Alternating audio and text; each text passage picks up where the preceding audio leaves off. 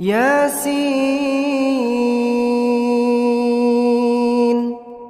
والقرآن الحكيم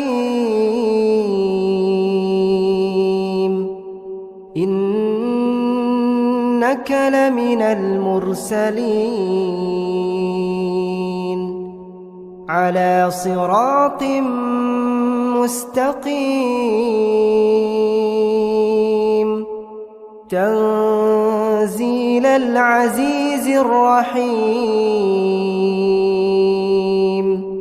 لتنذر قوما ما أنذر آباؤهم فهم غافلون لقد حق القول على أكثرهم فهم لا يؤمنون